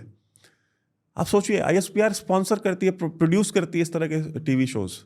वहाँ का जो इंटेलेक्चुअल क्लास है उसके मुंह में पैसे ठूस करके वहाँ की रियासत बोलती है कि आप पंजाबी को डिमोनाइज करो, हमारी मदर टंग को। क्योंकि अंग्रेज़ों ने 1920s लेट 20s में ये डिसाइड किया था कि सबसे पहला हमें काम करना है कि पंजाबी जो हिंदू सिख और मुसलमान हैं इनमें डिवाइड क्रिएट करना है। 1857 के बाद एक्चुअली ये प्रोजेक्ट शुरू हुआ था, क्योंकि 1857 में की जो लड़ाई हुई थी उसमें हिंदू मुसलमान सिख सारे मिलके एक साथ लड़े थे। तो उनको यह था कि भाई इनको पहले तोड़ो। तो उसकी तो तोड़ने की अच्छा, उसमें जो सबसे ज़्यादा लोग उनको डर था वो क्या था कि भाई जो पंजाबी मुसलमान जो फौज में है, ठीक है, इसको सबसे पहले अपने लिए लॉयल करना है। तो वो कैसे होगा, तो सबसे पहले पंजाबी जो भाषा है इसको ये करो कि इससे मुसलमानों को अलग करो, कि ये भाषा जो है ये तो हिंदू और सिखों की ज़ुबान है। तो एक बहुत बड़े पाकिस्तान के, मेरे ख्याल से पाकिस्तान में उनसे बड़ा तो कोई ट्रैवल राइटर नहीं है, हिस्टोरियन सलमान रशीद। तो सलमान रशीद साहब ने मुझसे एक बार ये बात बताई कि मेरे घर में मैं पंजाबी में मैंने कुछ बात बोली तो कहे मेरे फादर नाराज़ हो गए मेरे ऊपर कि क्या तुम ये हिंदू सिखों वाली पंजाबी बोलते हो? क्या मेरे फादर ने मुझसे बोला, तो मैंने उनसे बोला, वो जलंधर के रहने वाले हैं, पार्टीशन के समय गए थे उधर। कहते मैं उनसे बोला कि यार चलो, मैं तो फिर भी यहाँ लाहौर में पैदा हुआ हूँ, आपकी पैदाइश तो जलंधर की है। क्या कि भाषा थोड़ी किसी हिंदू सिखों या क्रिश्चियंस की होती है, भाषा तो उस क्षेत्र की होती है। हाँ एग्जैक्टली, उस रीजन के। लेकिन हाँ, ये उर्दू को बढ़ावा देते हैं ताकि आप अलग रखें, ताकि आप जड़ों से कटे ना, अपनी जड़ों से कल्चरल। कटे। हाँ। तो जो जड़ों से कटे हुए लोग हैं, जो अपनी जड़ों से कटे हुए लोग हैं, उनका क्या सरोकार है अपनी आवाम से? क्या सरोकार है? ये जो अफगानिस्तान के साथ लड़ाई हो रही है, ये जो बम फट रहे हैं बॉर्डर पे आकर के, या अफगानिस्तान से जो आर्टिलरी शेल्स आके गिरी हैं, वो क्या पंजाब में गिरी हैं? वो तो खैबर पख्तूनख्वा में उन्हीं पठानों के ऊपर ही गिर रही है ना। सही बात है। और कल को सुसाइड बॉम्बिंग होगी, और मैं आप मेरे से लिख के लीजिए, मैं आपकी भविष्यवाणी कर रहा हूँ आपके 5 जने पे। पाकिस्तान में आत्मघाती हमलों की, सुसाइड बॉम्बिंग्स की जो शुरुआत होने वाली है, 2007, 2006, 7, 8 का जो दौर था ना, वो दौर पाकिस्तानियों को याद आ जाएगा वापस, जब पाकिस्तान में इंटरनल रेफ्यूजी क्राइसिस क्रिएट हो गया था, बिकॉज खैबर पख्तूनख्वा से इतनी जनता छोड़ के आ गई थी, ठीक है। और जिसको स्टेबलाइज करने के लिए इनको 5 बड़े मिलिट्री ऑपरेशंस करने पड़े थे। ट्रकों में भर भर के भेजने पड़ते थे, लोग वहाँ कैंप्स में रहते थे, उनको उस टाइम पे कितना अनरेस्ट हुआ था उस और समय भी। तहरीके तालिबान पाकिस्तान की जो स्ट्रेंथ है, वो इनको आइडिया नहीं है। पाकिस्तान दुनिया में जो सबसे बड़ी पश्तूनों का जो सबसे बड़ा शहर है वो कराची है, वो काबुल नहीं है। काबुल से ज़्यादा पश्तून कराची में रहते हैं। टीटीपी की मौजूदगी मतलब इस्लामाबाद से लेकर के साउथ पंजाब तक है। टीटीपी की कोलैबोरेशन, टैक्टिकल कोलैबोरेशन जो है, वो ऑलरेडी बलोचों के साथ साइन हो चुकी है, उन्होंने जॉइंट ऑपरेशंस किए हुए हैं, ठीक। तो कराची, इस्लामाबाद, लाहौर, सियालकोट, ऐसा कोई शहर बचेगा नहीं जहाँ पे बम नहीं फटेंगे। और आप देखिएगा, आए दिन आपको सुनने को मिलेगा कि सुसाइड, आत्मघाती हमले में 150 की मौत, आत्मघाती हमले में 200 की मौत। और ये तो जो कैजुअल्टीज़ होंगी, इसका जिम्मेदार और कोई नहीं है, सिर्फ और सिर्फ वहाँ की फ़ौज होगी। क्योंकि अफ़गानों के साथ आपने झगड़ा मोल लेकर के सिर्फ अमेरिकन डॉलर्स, ये $1.25 बिलियन जैसे 1-2 इंस्टॉलमेंट्स के लिए आपने पूरे के पूरे पाकिस्तान को आपने आग में झोंकने के लिए आप तैयार हो गए। और जो गलती मुशर्रफ ने की थी, वही गलती आसिम मुनीर कर रहा है। और पाकिस्तान की फ़ौज फिर बलि दे रही है अपनी जनता की, दे, हमें कोई समस्या नहीं है। लेकिन जो भारत में जो लोग ये बात कहते हैं ना कि प्रधानमंत्री जी को टारगेट करते हुए कि ये क्यों नहीं बोलते, और इन्होंने डोनाल्ड ट्रंप को क्यों नहीं बोलते, फलाना ठिकाना। देखिए, हम पाकिस्तान नहीं हैं। हम पहलगाम में हमारे अगर 20-25 लोग भी मरते हैं तो उनके लिए हम युद्ध करने को तैयार होते हैं, और हम उसका भी हिसाब करते हैं।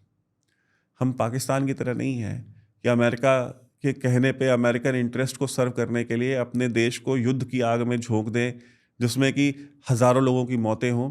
सिर्फ मुशर्रफ की उस एक गलती से 1 लाख पाकिस्तानी मरे हैं पाकिस्तान में, 1 लाख, इन्हीं सुसाइड बॉम्बिंग्स में और इन्हीं आतंकवादी हमलों में।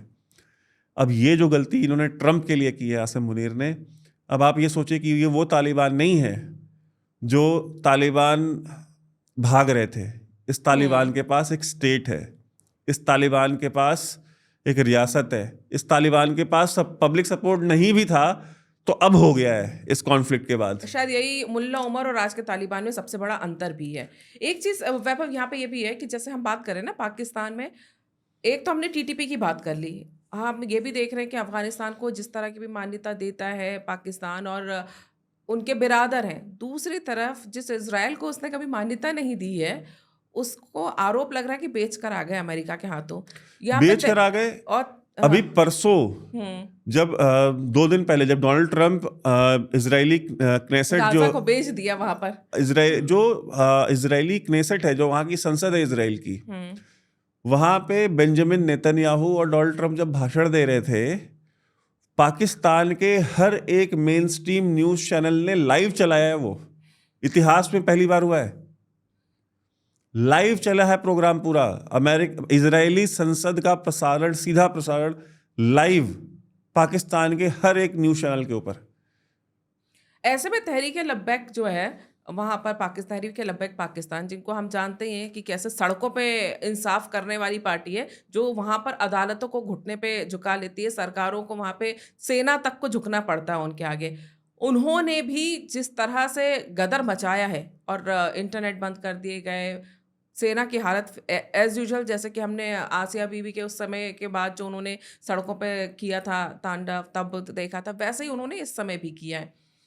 एक तरफ आप बात करते हैं कि हम इज़राइल को मान्यता नहीं देंगे और आप गाज़ा को बेच कर आ जाते हैं, लोग वहाँ सड़कों पर उतर आते हैं। पाकिस्तान दूसरी तरफ हम बाकी जगह की तो छोड़ देते हैं, क्योंकि हम कई बार डिस्कस कर चुके हैं कि बलूचिस्तान में क्या चल रहा है, केपीके में क्या चल रहा है, पीओके में क्या चल रहा है, सिंधी वहाँ पर किस तरह से नाराज़ है। इतने इंटरनल कॉन्फ्लिक्ट्स होने के बावजूद अब सीधे-सीधे पंजाब की जो आप बात कर रहे हैं, टीटीपी और ये टीएलपी, दोनों के दोनों जो हैं सेना के खिलाफ आ गए हैं, सरकार के खिलाफ आ गए हैं। आपको लगता नहीं है पाकिस्तान की सिचुएशन ऐसे में जो इंटरनल कॉन्फ्लिक्ट्स है, उसके बाद क्या सेना को या सरकार को डर नहीं है वहाँ पर बिल्कुल नहीं, कोलैप्स होने का? बिल्कुल नहीं। उनको पता है कि वो कोलैप्स तभी करेंगे जब अमेरिका चाहेगा। अमेरिका नहीं चाहेगा तो वो कोलैप्स नहीं करते। वो 10 लाख बंदा भी मार देंगे, अगर मैं एक उदाहरण के तौर पे कह रहा हूँ, अगर वो 10 लाख बंदा भी मार दें, तो अगर अमेरिका को समस्या नहीं है तो वो कोई ह्यूमन राइट्स की वायलेशन नहीं है, वहाँ पे कोई ज़रूरत नहीं है किसी सत्ता परिवर्तन की। आप मुझे बताइए, बांग्लादेश में इतने हिंदुओं की हत्याएं हुई, इतना निर्मम हत्याएं हुई, मतलब हिंदू साधु संतों को जिस तरह से वहाँ पे ट्रीट किया गया, महिलाओं के साथ बलात्कार किए गए, उनके घर जला दिए गए, बड़े बड़े सेलिब्रिटीज़ बांग्लादेश में जो हिंदू सेलिब्रिटीज़ थे उनके घर जला दिए गए, सब कितना कितना कुछ हुआ। कोई मानवाधिकार का हनन दिखा अमेरिका को? कोई अमेरिकन मानवाधिकार की, ह्यूमन राइट्स की संस्था ने कोई स्टेटमेंट दिया? संयुक्त राष्ट्र संघ ने कभी कोई सत्र बुलाया? उसके ऊपर कहीं कोई रेजोल्यूशन पेश किया? उसके ऊपर कहीं कोई चर्चा रखी? कुछ नहीं हुआ ना, क्योंकि वो उनके बगल बच्चे हैं, उनके लाए हुए हैं, तो वो कर सकते हैं। मैं इसलिए कहता हूँ कि दुनिया में मौलिकता या मोरालिटी ये सारी चीज़ें नहीं एग्जिस्ट करती। आप कितने ताकतवर हैं, हमारा इंटरेस्ट किस में है, हमारे हित किस में है, वो मैटर करता है। फिलिस्तीन में कितने लोग मरे पिछले 2 साल में? गाजा की ये वीडियोस देखती ना आप, पूरा फ्लैट हो गया है। अमेरिका को कोई समस्या है उससे? अमेरिका ने हथियार दिए जिससे वो पूरा गाजा फ्लैट हुआ है। ठीक, टेरिटोरियल इंटेग्रिटी एंड सॉवरेंटी, फलाना ढिकाना, ये सारी बातें ये ईरान की नहीं थी जहाँ पे घुस करके उन्होंने बॉम्बिंग की? अमेरिका ने खुद। इराक की, लीबिया की, सीरिया की, इनकी कोई टेरिटोरियल इंटेग्रिटी, सॉवरेंटी नहीं थी। क्या बातें करते हैं। पाकिस्तान की आर्मी 10 लाख लोग मारते, 50 लाख मारते, क्या दिक्कत है? वो उनकी बिडिंग कर रहे हैं या नहीं? उनके हितों की रक्षा कर रहे हैं या नहीं? उनके हित सध रहे हैं या नहीं? अगर वो सध रहे हैं तो ठीक है, वो कुछ भी करे। फिर अमेरिका प्रोटेक्ट करेगा उस स्टेट को। और अमेरिका को हमेशा ये चाहिए होता है कि कोई डिक्टेटर हो, क्योंकि डिक्टेटर जो है ना, उसके साथ डील, और हमारी आंखों का तारा डिक्टेटर हो, हमें सपोर्ट करने वाला डिक्टेटर हो, क्योंकि फिर वन विंडो क्लियरेंस होता है हर चीज का। डील करना आसान है ना, एक ही आदमी से डील करना है आपको। ठीक, इंडिया में क्या है? इंडिया में डेमोक्रेसी है, यहाँ पे एक डेमोक्रेटिक प्रोसेस है। आप नहीं सुनते, कभी शाहीन बाग हो जाएगा, कभी किसान आंदोलन खड़ा कर दिया जाएगा, कभी कोई आंदोलन खड़ा कर दिया जाएगा, कभी इलेक्टोरल बॉन्ड पे खड़ा कर देंगे, कुछ ना कुछ करते रहेंगे। वो आपको चैन से नहीं बैठने देंगे। और उनके पास कैपेबिलिटी है कि वो आपको 6 महीना, 8 महीना, साल भर दबा के परेशान कर सकते हैं। इतना उनके पास पैसा भी है, उनके पास उतने लोग भी हैं यहाँ पे। और चूंकि आप मूल्यों पे चलने वाली लोकतंत्र हैं, तो आपको आपकी जवाबदेही बनती है। किसी भी, आप आज पुलिस सड़क पे उतरे और गोली चला दे, सरकार की जवाबदेही होगी। सरकार को जवाब देना पड़ेगा जनता को, गोली कैसे चली। अगर सरकार की इच्छा के विरुद्ध चली है तो आपने किस अधिकारी के खिलाफ क्या कार्रवाई की, आप बताइए। वहां पे क्या है? टीएलपी वाले निकले सड़क पे, पॉइंट ब्लैंक गोली मारी है उन्होंने, पॉइंट ब्लैंक। फौज ने खुद नहीं मारनी थी तो फौज ने वो असलहे पुलिस को दे दिए। कि भाई तुम्हारे पास स्नाइपर नहीं है, हमसे लेके जाओ। स्नाइपर से गोली मारी है, स्नाइपर से गोली मारी जाती है दुश्मन को टारगेट करके, क्योंकि हम उसकी सीमा क्षेत्र में नहीं जा सकते, तो अपनी सीमा क्षेत्र में रहते हुए हम 1 किलोमीटर 2 किलोमीटर दूर बैठ करके हम गोली चलाते हैं। और इन लोगों को हथियार कहाँ से मिलते हैं? टीटीपी को, हाँ, देखिए टीएलपी के पास तो हथियार नहीं है, वो तो सड़क पे उतर हाँ, के और वो दंगा फसाद करते हैं। हाँ, और उनको और होंगे भी तो अवैध 2-4 जैसे मिल सकते हैं। हाँ। टीटीपी, देखिए जब अफगानिस्तान से जब अमेरिका छोड़ के गया तो अमेरिका बहुत वहां सारे पे हथियार 7 अरब डॉलर का हम्म, 7 अरब डॉलर का सिर्फ असलहा छोड़ के गए थे। वो असॉल्ट राइफल्स, स्नाइपर्स, ये वो जो है, मैं मेजर मिलिट्री इक्विपमेंट की तो बात ही नहीं कर रहा। तो वो सारे के सारे हथियार उठा करके अफगान तालिबान को पैसे चाहिए थे। आप गए, इतना सब कुछ छोड़ गए, प्लस सैंक्शंस लगा के गए कि अफगानिस्तान के साथ कोई ट्रेड नहीं करेगा, अफगानिस्तान कुछ नहीं, तो भाई वो अपना घर कैसे चलाएंगे? तो उन्होंने उठा के कहा कि ठीक है, ये अमेरिकन हथियार है, इनको बेचो मार्केट में। तो उन्होंने ब्लैक मार्केट में बेचा। तो जब वो ब्लैक मार्केट में बिका तो उससे टीटीपी ने भी खरीदा, उसे बलोचों ने भी खरीदा, इवन लीबिया में जो आतंकवादी संगठन है उन्होंने भी खरीदा, अलकायदा ने भी खरीदा, यमन में जो लड़ रहे हैं उन्होंने भी खरीदा। फिर वो हथियार सबने खरीदा ना। और दुनिया की जो सबसे बड़ी इलीगल आर्म्स की मार्केट है वो कहाँ पे है? वो लीबिया में है। तो लीबिया में जो है वो होलसेलर और वो बायर हैं उस तरह के, तो उन्होंने होलसेल में खरीद के वो लीबिया लेके चले गए। फिर लीबिया से बाकी सबने खरीदा ले के। तो लीबिया में भी अगर वो आज मार्केट बनी हुई है तो किस वजह से बनी हुई है? अमेरिका की देन है भाई। लीबिया को आपने डिस्टेबलाइज किया ना। सही बात है भाई मुअम्मर गद्दाफी जब तक था, दुनिया में जहां पे भी डिस्टेबलाइजेशन हुआ है देशों में, कहीं ना कहीं अमेरिका का हाथ है ही। हर जगह आप देख लीजिए। क्योंकि हम अभी बात कर रहे थे ना, आप गाजा की बात कर रहे थे, ये जो अभी पीस ट्रीटी हुई है जिसमें ये उनको 48 बंधक देने थे विद डेड बॉडीज भी, आपको लगता है ये जो इजिप्ट में सिग्नेचर हुए हैं और उन्होंने 20 रोक लिए, क्या हमास शांत हो गया जो डोनाल्ड ट्रंप दावा कर रहे हैं? देखिए ये रेजिस्टेंस कभी बंद नहीं होगी, ठीक है। ये शायद इजराइल भी जानता है अच्छे से। इजराइल जानता है, इसलिए इजराइल ने साफ मना कर दिया था कि भाई हम गाजा से कंप्लीट विड्रॉल नहीं करेंगे, ठीक है। डोनाल्ड ट्रंप में live in a fools paradise, वो एक अलग चीज़ है, लेकिन इजरायली जो है वो नहीं रहते। तो उन्होंने कहा कि भाई हम कंप्लीट विड्रॉल पे हम बिल्कुल एग्री नहीं करेंगे, और उन्होंने नहीं किया फाइनली। और ये पीस डील उसी शर्त पे भी साइन हुई कि कंप्लीट विड्रॉल इजराइल नहीं करेगा।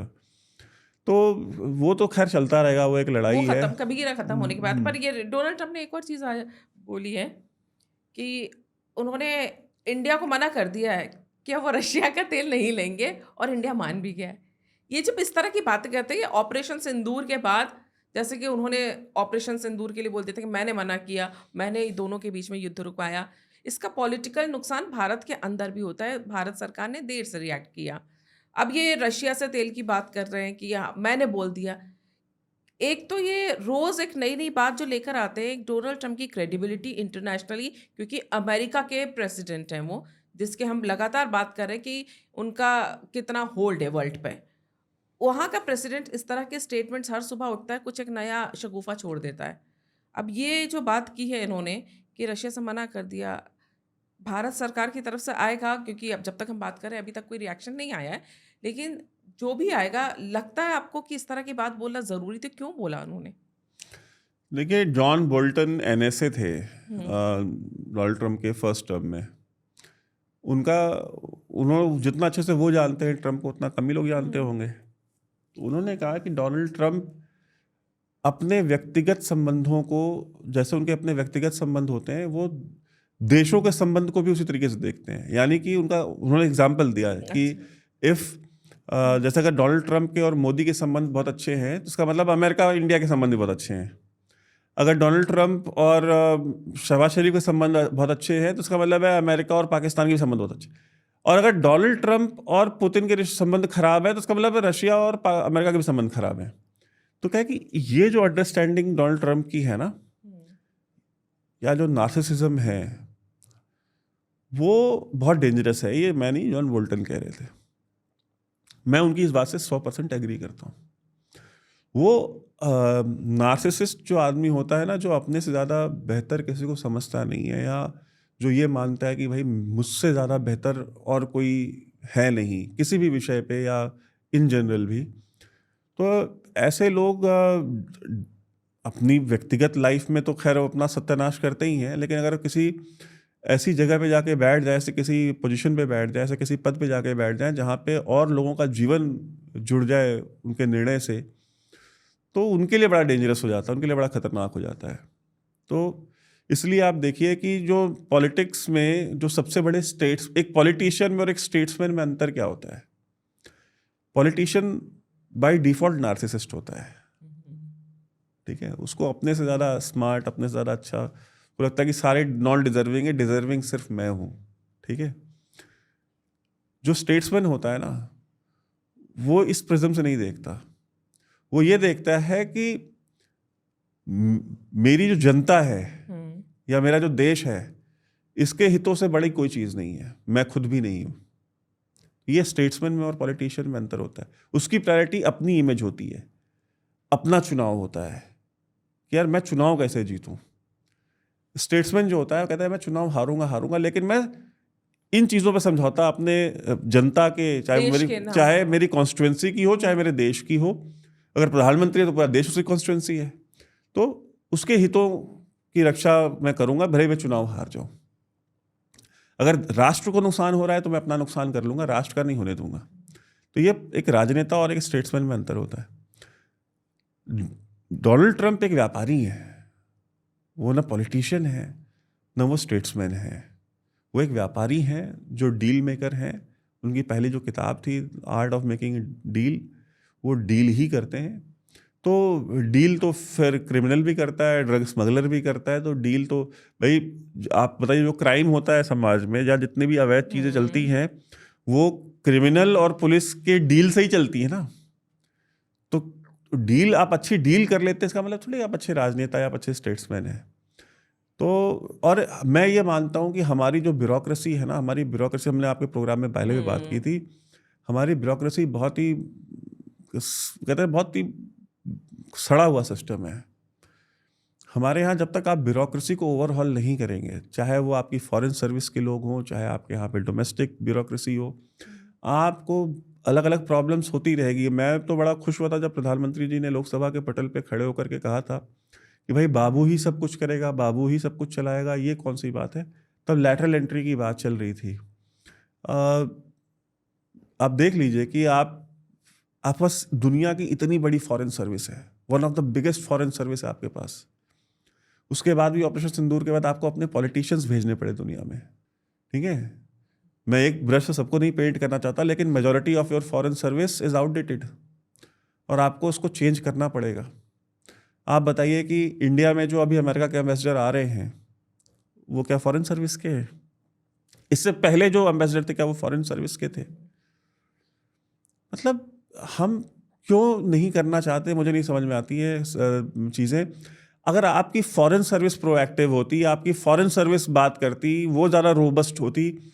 आप इमेजिन कर सकती हैं आज की डेट में पाकिस्तान अमेरिका के अंदर $6 मिलियन से ज़्यादा खर्च कर रहा है लॉबिंग के ऊपर। अमेरिका में $6 लाख महीना खर्च करते हैं वो। हम पता है इंडिया कितना खर्च करती है? 2.5 से 3 मिलियन डॉलर। आप उनकी इकॉनमी का साइज़ देखिए, हमारी इकॉनमी का साइज़ देखिए, हमारे पर्स का साइज़ देखिए, उनके पर्स का साइज़ देखिए। भूखे नंगे भिखारी लोग हैं, वो $6 मिलियन खर्च कर रहे हैं क्योंकि उनको पता है कि यार ये जो प्रेसिडेंट है ना, इस प्रेसिडेंट को डील करने का तरीका ये है कि इसको इस तरह की चीज़ पसंद है तो उसको इस तरीके से डील करो। स्टीव विटकॉफ जो उसका क्लोज फ्रेंड है, इसको पकड़ो। जैक विटकॉफ को पैसा दिलवाओ लॉबिंग फर्म से, इनको खरीदो। जो उसके किचन कैबिनेट वाले हैं, इनको खरीदो। $6 मिलियन। ऐसा भी नहीं है कि आपके पास यार, या तो आप इतने प्रिंसिपल स्टैंड ले लो कि यार हम तो लॉबिंग करते ही नहीं, हम करते ही नहीं, हम करेंगे ही नहीं। तो आप वो $3 मिलियन भी क्यों खर्च कर रहे हो? और अगर आप 3 कर रहे हो, वो 6 कर रहे हैं, तो आप 9 कर दो। वो आपको वहां तो नहीं मैच कर पाएंगे ना। और इससे ज्यादा का तो हमारे ब्यूरोक्रेट चाय बिस्कुट खा जाते हैं। पैसा भी कोई इतना ज्यादा थोड़ी है। कितना पैसा बनता है? $10 मिलियन भी अगर आप ले लेंगी तो कितना पैसा बन जाएगा? भारत के लिए कुछ भी नहीं है। हमारी जो एम्बेसी होगी और हमारे जो कॉन्सुलेट्स हैं अमेरिका में, उनकी चाय बिस्कुट का खर्चा से ज़्यादा आता होगा साल का। लेकिन हम नहीं कर रहे। तो अब आपको ये कॉम्प्लिकेशंस हो रही है ना, ये ब्यूरोक्रेटिक इनकॉम्पिटेंस है, ये ब्यूरोक्रेटिक इनकॉम्पिटेंस है। और इसके लिए आपको, मेरी जो शिकायत है इस गवर्नमेंट से वो सिर्फ एक है, आप ब्यूरोक्रेट्स को आपने बहुत ज़्यादा एम्पावर किया है, आप उनके ऊपर बहुत ज़्यादा रिलाई कर रहे हैं, आप उनके ऊपर बहुत ज़्यादा ट्रस्ट कर रहे हैं। ये बड़े बड़े प्रधानमंत्री खा गए हैं, बड़े बड़े प्रधानमंत्री मुख्यमंत्री खा के बैठे हैं ये, और हजम कर गए, डकार भी नहीं ली इन्होंने।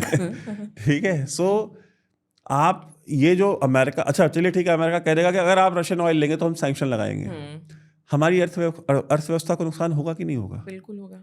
आपके यहाँ पे जॉब्स जाएंगी या नहीं जाएंगी? अभी टैरिफ को ही लेके कितनी समस्याएं आप मुझे बताइए, आपके यहाँ जो आईटी इंडस्ट्री है वो सबसे ज़्यादा सर्विस कहाँ प्रोवाइड करती है?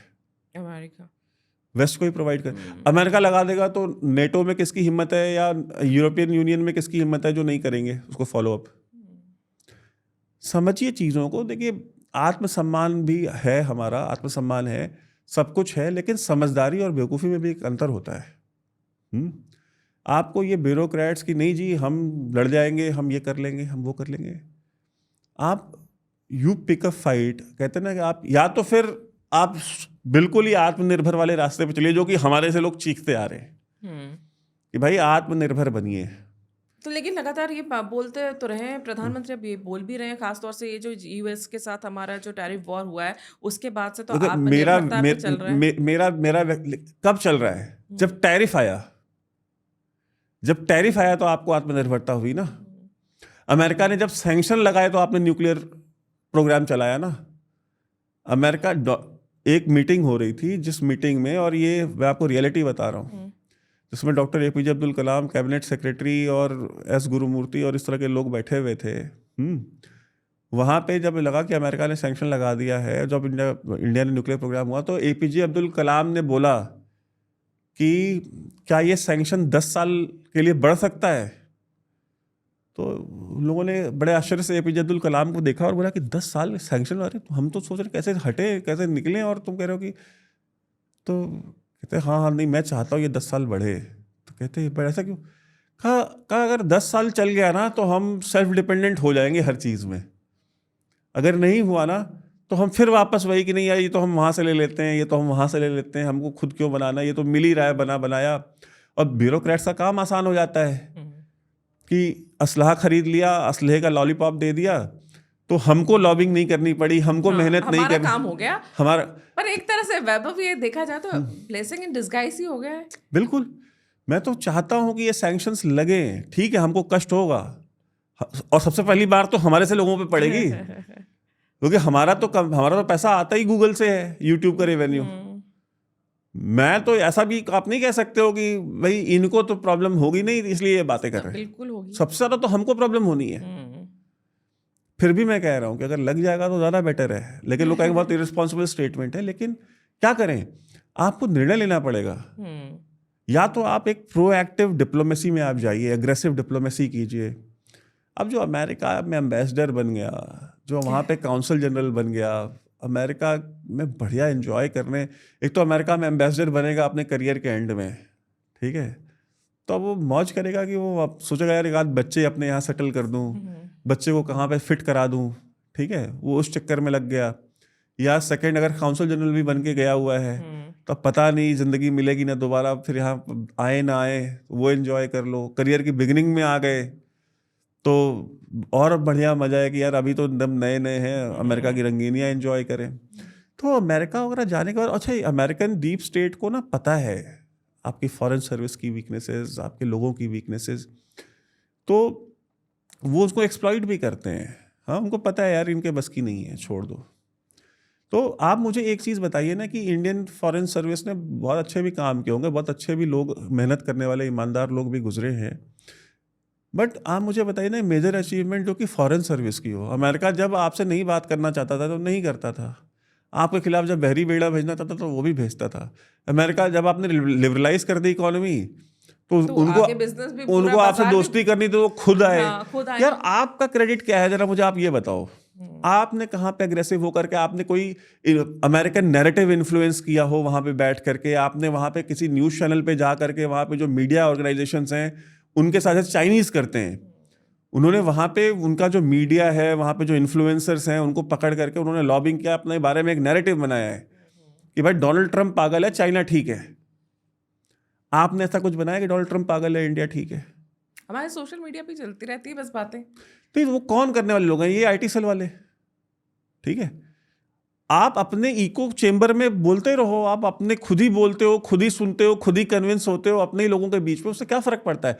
अमेरिकन सोसाइटी में क्या चल रहा है? चाइना की जो लोग हैं वो चाइनीज लोगों को थोड़ी इन्फ्लुएंस कर रहे हैं, वो अमेरिकन को इन्फ्लुएंस कर रहे हैं, अमेरिकन जो ओपिनियन है उसको इन्फ्लुएंस कर रहे हैं। लेकिन ये सब क्या है ना, ये सब मेहनत के काम है, ये सब मेहनत के काम है। वो हमें कोई मेहनत नहीं करनी, मेहनत वाला काम ही नहीं करना हमें। बिल्कुल। लेकिन अब आखिर में एक और सवाल, क्योंकि अब डिप्लोमेसी की ही बात हो रही है और हम क्योंकि पाकिस्तान से शुरू किया था हमने अफ़गानिस्तान से।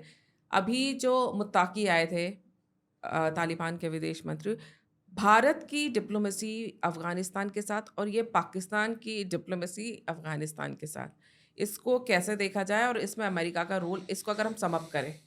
देखिए, अभी एक ग्रेट गेम शुरू हुआ है। टाइमिंग देख लीजिए कि उन्होंने हमला भी करना तब चूज़ किया जब वो यहाँ पे थे। तो एक सिग्नल था कि अगर तुम इंडिया के साथ क्लोज जाओगे तो हम ये करेंगे। चलिए, उन्होंने अपनी चाल चल दी है, अब वेट करिए अफगानिस्तान का, अफगान तालिबान का, टीटीपी का। और ये इनको भारी पड़ेगा, जैसे मैंने कहा। अमेरिका की जो डीप स्टेट है उसको भी बात समझ में आएगी सूनर और लेटर कि ये जो पाकिस्तान के भरोसे इन्होंने जो गैम्बल खेल दिया है, इसके जो कॉस्ट एंड कॉन्सिक्वेंसेस हैं वो कितनी पड़ रही हैं। और आप देखिए, अफ़गान तालिबान में और वहाँ की जनता में बहुत सारी चीज़ें अनकॉमन है। वहाँ की जनता में बहुत सारे लोग हैं जो अपनी बच्चियों को 6th स्टैंडर्ड या उससे ज़्यादा भी पढ़ाना चाहते हैं, अब अपनी बच्चियों से नौकरी करवाना चाहते हैं। वहाँ पे बहुत सारे हर तरह के लोग हैं जो अफ़गान तालिबान को नहीं पसंद करते। बहुत सारे डिफरेंसेस हो सकते हैं, कोई ताजिक होगा, कोई उज़्बेक होगा, कोई पश्तून होगा, उनकी एथनिक डिफरेंसेस भी होंगे, कोई शिया होगा, कोई सुन्नी होगा, सेक्टेरियन डिफरेंसेस भी होंगे। लेकिन अफ़गानिस्तान के अंदर एक चीज़ कॉमन है, पाकिस्तान के लिए नफ़रत सबके अंदर बराबर है। पाकिस्तान के लिए नफ़रत वहाँ पे इर्रिस्पेक्टिव ऑफ वो कौन सी सेक्ट से आते हैं, कौन सी एथनिसिटी से आते हैं, कौन से धर्म से आते हैं, पाकिस्तान को लेकर नफ़रत सब में कॉमन है। चाहे वो अफ़गान तालिबान हो, चाहे वो आम अफ़गान हो, चाहे वो शिया हो, चाहे सुन्नी हो, चाहे देवबंदी हो, चाहे बरेलवी हो, चाहे जो भी हो। सो एक अफ़गान तालिबान को भी ये बात समझ में आएगी कि यार अफ़गान, जैसे पाकिस्तान का यूनिफाइंग फैक्टर क्रिकेट है, ठीक है, क्रिकेट के ऊपर पाकिस्तानी एक हो जाते हैं। अफ़गानिस्तान का यूनिफाइंग फैक्टर पाकिस्तान हेट्रेड है, पाकिस्तान की दुश्मनी है। सो और ये बात अफ़गान तालिबान को, जहाँ तक मुझे लगता है कि इस कॉन्फ्लिक्ट के बाद समझ में आ गई है। अगर ये समझ में आ गई है तो अफ़गान तालिबान को इस बात का एहसास हो गया कि अगर हमको लेजिटिमेसी चाहिए, हमको एक्सेप्टेंस चाहिए यहाँ पे अक्रॉस अफ़गानिस्तान, तो पाकिस्तान से लड़ो और ये वॉर रुकनी नहीं चाहिए। तो ये एक प्रोलॉन्ग्ड वॉर जाएगी ये। और भारत का यहाँ बुलाना, बातचीत करना। भारत, देखिए भारत ना, आप इतिहास उठा के देख लीजिए, भारत पे जिसने भी भारत की सिक्योरिटी गारंटी करनी होती है उसको काबुल कंट्रोल करना होता है। अगर काबुल कंट्रोल में नहीं है तो भारत की सिक्योरिटी गारंटी इतिहास बताता है, बिल्कुल। ठीक है। तो कोई भी बैठे वहाँ, हामिद करजई बैठे, अशरफ गनी बैठे, मुल्ला उमर बैठे या अखुंज़ादा बैठे, कोई बैठे वहाँ पे, भारत कभी भी अफगानिस्तान को छोड़ेगा नहीं, क्योंकि भारत को पता है कि हमारी सिक्योरिटी गारंटी करने के लिए हमको इनको कंट्रोल करना है, हमको इनको अपने साइड में रखना है। कोई भी आ जाए सत्ता में वहाँ पे, कल को अमेरिका आ जाएगा ना कि भाई अमेरिका आ गया तो उसको भी बिठा लेंगे साइड में। अफगानिस्तान नहीं छोड़ते हम। और जो पाकिस्तान का ये सपना था ना कि हम इसको बैकयार्ड बनाएंगे अपना, वो टूट गया है अब। वो बैकयार्ड अब उनके बैकयार्ड के साथ वो जो कर रहे हैं वो देखने वाली चीज़ है। बिल्कुल ठीक है। और जैसा कि आपने बोला, इतिहास से भारत हमेशा सीखता रहा है और इसीलिए हम आज जहाँ पर हैं और जिस तरह से तेजी से बढ़ रहे हैं, उसकी एक वजह ये भी, और पाकिस्तान ने इतिहास से नहीं सीखा। आप बहुत पुराना तो छोड़ दीजिए, मुशर्रफ की गलतियां आज आसिम मुनीर दोहरा रहे हैं और जो इतिहास से नहीं सीखता वो पछताता है। ये तस्वीरें साफ बताती हैं। और आप हमारे साथ जुड़े, आपने इतनी चर्चा की, एक बार फिर हमने बहुत अच्छा एक डिस्कशन किया। एक लास्ट पॉइंट मैं बोलूंगा आपको, बोलिए ना। ये जो अभी रक्षा मंत्री जो बड़ी बड़ी बातें कर रहे हैं जी। पाकिस्तान के ख्वाजा मोहम्मद आसिफ, हाँ। जब अफगान तालिबान आए थे तो उन्होंने ट्वीट किया था हम्म। कि ताकतें तुम्हारी हैं, खुदा हमारा है। ठीक है, कि भाई अमेरिका को इन्होंने टॉन्ट करते हुए लिखा था, हाँ। ताकतें तुम्हारी हैं, खुदा हमारा है। तो अब हम देखेंगे, अब अफगान तालिबान ये डिसाइड करेंगे कि ताकतें ताकतें तुम्हारी हैं, खुदा किसका है। ये अब तुम्हें अफगान तालिबान बताएंगे। तुम्हारा यही है ना कि हमारे पास फाइटर जेट है, इनके पास फाइटर जेट नहीं है, हाँ। हमारी मिलिट्री बड़ी है, इनके पास ये नहीं है, हम्म। तो ताकतें तुम्हारी हैं। तो अब तालिबान पूछेंगे खुदा किसका है, ये आने वाला वक्त बताएगा। और पाकिस्तान के लोग जो बोलते हैं जज्बे की कौम है, अभी जज्बा देखना अफगानिस्तान का, क्योंकि उनके पास कभी भी खोने के लिए कुछ नहीं रहा कुछ है, नहीं है, कुछ था ही नहीं। इसलिए जज्बे की अगर बात होगी तो वो भी पता चल जाएगा, बिल्कुल। खुदा और जज्बा दोनों दोनों साफ नजर आ जाएंगे आने वाले बिल्कुल। दिनों में। बहुत बहुत धन्यवाद वैभव, आप हमसे जुड़े, इतनी बातचीत की। हम दोबारा इन्हीं मुद्दों पर आगे फिर भी चर्चा करते रहेंगे। और आज की इस पूरी चर्चा के लिए आपका बहुत बहुत धन्यवाद। बहुत बहुत धन्यवाद।